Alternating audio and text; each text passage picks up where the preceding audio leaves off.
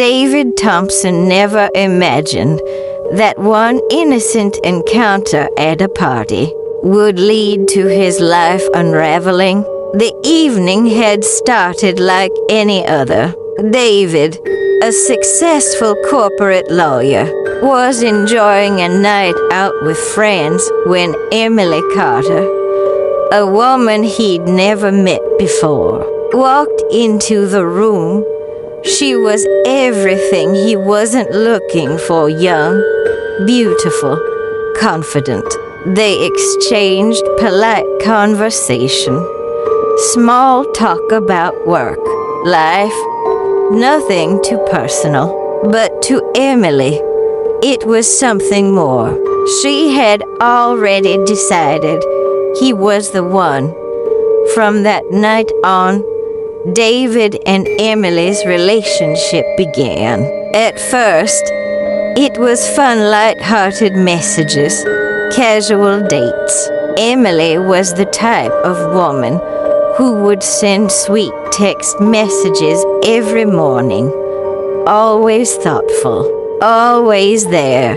David thought it was sweet, but as the weeks passed, something started to shift. At first, it was subtle. Emily would text him multiple times a day, asking about his meetings, what he was eating for lunch, and if he was thinking of her. Then it escalated. She started to show up uninvited at his office, even though he never gave her a reason to. When he went out with his friends, she would call him repeatedly, asking where he was, who he was with. It was flattering at first, but then David began to feel the walls closing in. Emily was no longer just a girlfriend. She was a constant presence in his life. And it wasn't just affection, no. It was control. He felt suffocated. The signs of obsession were hard to ignore. Emily had become possessive, questioning every move David made. If he spent time with friends, she would accuse him of not caring about her. If he didn't respond to her texts right away, she would bombard him with more messages. It wasn't just love anymore, it was a desperate need for control. David, confused and unsure how to navigate the situation, tried to talk to Emily. He suggested that they take some time apart, that maybe she needed space to breathe. But Emily's response was nothing short of alarming. If you leave me, David, I swear I'll never let you go. You'll be mine, whether you like it or not. David, taken aback, laughed it off, thinking it was just a dramatic outburst. But deep down, he knew something wasn't right. Emily's jealousy intensified. She started following him to work, showing up unannounced at his apartment, and snooping through his things. One night, while David was out with his colleagues, Emily texted him a series of questions that didn't make sense. Why were you talking to her? Why did you smile at her like that? He couldn't understand where this was coming from. It was like a switch had flipped, and Emily had morphed from the sweet girl he knew into someone else entirely. The obsession was no longer about love, it was about possession. David was no longer her boyfriend. He was her prize. And no one, not even David, could take that away from her. David had had enough.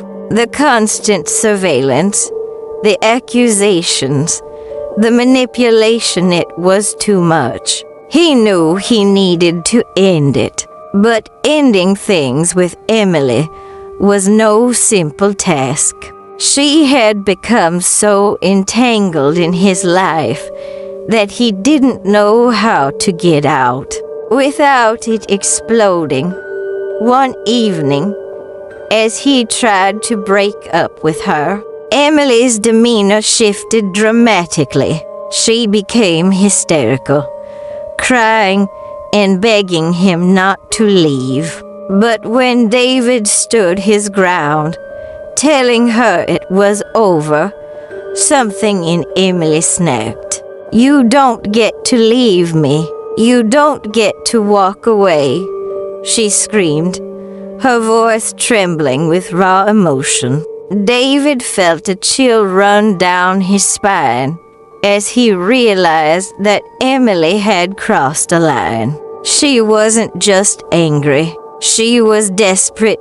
In the heat of the moment, Emily ran to the drawer, pulled out a gun, one she had secretly bought weeks ago, and aimed it at David.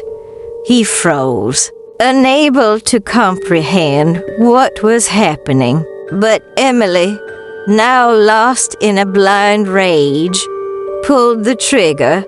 The bullet struck David, but it didn't kill him right away. He fell to the ground, twitching. Emily, in a moment of terrifying clarity, fired again to make sure he was gone.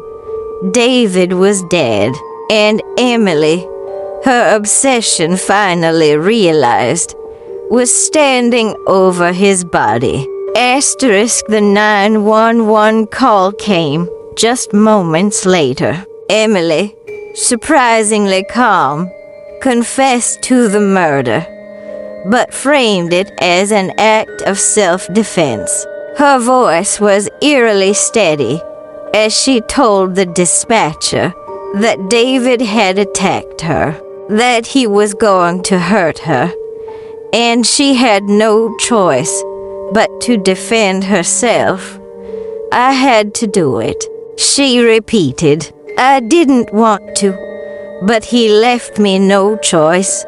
The dispatcher, confused by her lack of emotion, tried to get her to explain further, but Emily's story was inconsistent. First, she said David had attacked her. Then she claimed he was just standing in front of her when she shot him. Her words were contradictory, but the chilling calm in her voice was unmistakable. When the police arrived, Emily was arrested without resistance. The investigation soon revealed her history, her obsessive behavior, her controlling nature, and the manipulation she had used to entrap David in a relationship he no longer wanted. The trial was a spectacle. Emily, pleading not guilty, claimed she acted in self-defense, but the prosecution painted her as a cold-blooded murderer, obsessed and unhinged. The defense tried to frame her as a victim of emotional abuse, but the evidence told a different story. Text messages between Emily and David, photos, and witness testimonies all painted a picture of a toxic, controlling relationship. Emily's obsession was revealed to the world, and her lies began to unravel. In the end, the jury found Emily guilty of first-degree murder. She was sentenced to life in prison, and her future was sealed. The woman, who had once been seen as innocent and sweet, was now a murderer, consumed by an obsession that led her to take a life. The story left everyone questioning how something as pure as love could turn into something so dark and deadly. Emily's obsession had cost her everything, the love she once had, her freedom, and the man she couldn't let go of.